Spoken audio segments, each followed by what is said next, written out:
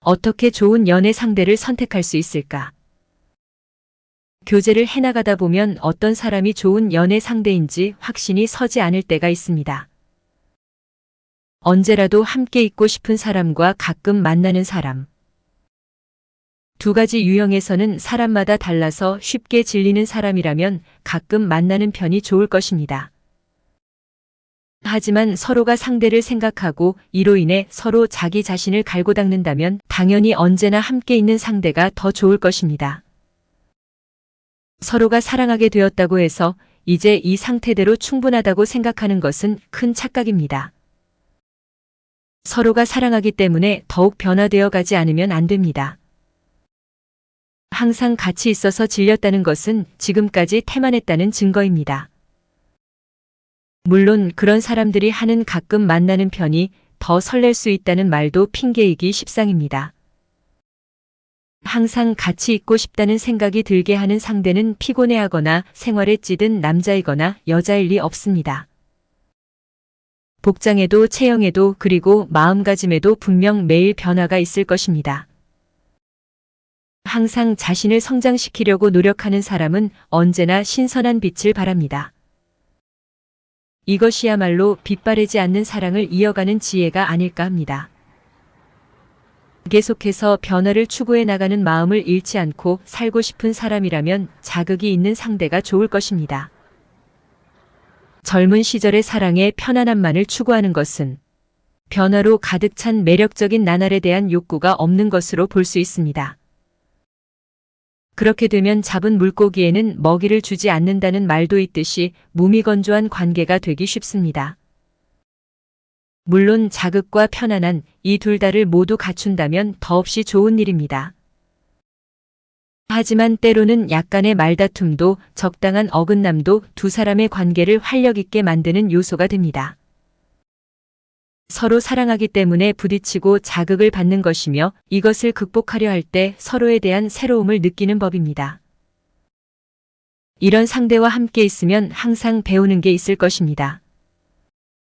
사랑하는 사람에게 너뿐이야 라고 말하는 사람은 상대를 속박하려는 것입니다. 문제는 속박 다음엔 질투가 등장하며 이것이 한 세트가 되어 결국은 싸움으로 이어지게 됩니다. 너뿐이야 라는 상냥하고 따뜻한 속삭임에는 두 사람의 관계를 망칠 수 있는 마음도 숨어 있다고 보면 됩니다. 이런 달콤한 속삭임에 기분이 좋아져서 빠져 있다 보면 언제든 문제가 생길 게 분명합니다. 그렇다고 너무 자유롭게 내버려 두는 것도 애정이 없는 게 아닌가 하는 의구심을 들게 만들 수 있으니 딜레마가 될 것입니다.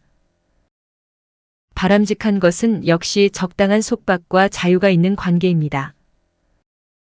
사귀는 사람하고만 계속 만나면 사는 세계가 좁아집니다. 회사 사람들이나 친구들과 모임도 갖고 식사도 하러 가라는 사람이 좋습니다. 자신 이외의 다른 사람들과 많은 대화를 나눠보라고 관대하게 생각해주는 사람, 서로의 시야를 넓혀주는 사람이 이상적입니다. 자신이 생각한 것을 그 자리에서 그대로 말하는 사람을 거짓이 없는 사람, 혹은 솔직한 사람이라고 미화해서는 안 됩니다. 나를 생각해주는 거라고 여기면 안 됩니다.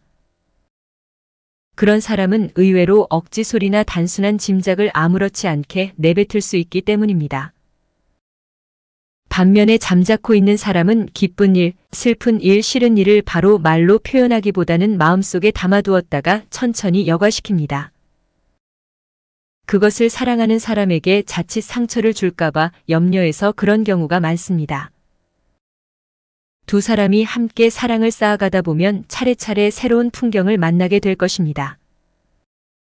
그렇다고 그것을 일일이 그 자리에서 말로 나누지 말고 말없이 보고 넘기다가 때가 오면 그때 조심스럽게 격려하기도 하면서 말하는 것이야말로 진정한 사랑입니다. 남녀를 불문하고 지나치게 낭비하지도 않고 돈에 대한 개념이 확실한 사람이 좋습니다.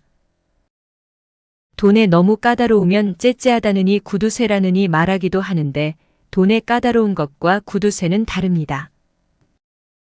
돈에 대해 확실한 사람은 돈에 관한 한 깨끗하며 돈을 낼 때도 스마트하게 처리합니다. 반면에 복장, 소품, 인테리어, 자동차 등 여기저기에 돈을 펑펑 쓰는 사람은 의외로 자신이 아닌 다른 사람을 위해 쓰는 돈에는 인색한 경우가 많습니다. 서로 사랑하는 두 사람에게는 앞으로 길고 긴 인생이 기다리고 있습니다. 여러 난관을 극복하고 멋지게 살기 위해서는 나름의 재력도 필요합니다.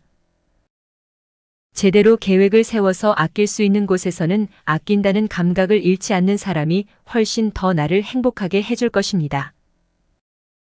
특히 여성의 경우 상대 남성에게서 생활감이 느껴지지 않을 때에는 주의해야 합니다. 생활감이 없는 사람에게서는 도회적이고 세련되고 센스 있는 사람이라는 이미지가 있지만 결혼 상대로는 좀 생각해 볼 여지가 있습니다. 결혼은 그야말로 생활입니다. 결혼에 가장 필요한 것은 바로 생활감입니다. 두 사람의 생활을 지켜가는 경제력, 맛있는 레스토랑을 알고 있는 것보다 요리 실력, 두 사람이 같이 있다는 실감을 할 수 있는 접근력이 필요합니다. 같이 있는데도 같이 있는 것 같은 느낌이 들지 않는 상대는 접근력이 없는 사람입니다. 이것은 생활감이라는 이름의 애정이 결여되어 있기 때문인지도 모릅니다. 그런 의미에서 생활감은 곧 애정이기도 합니다.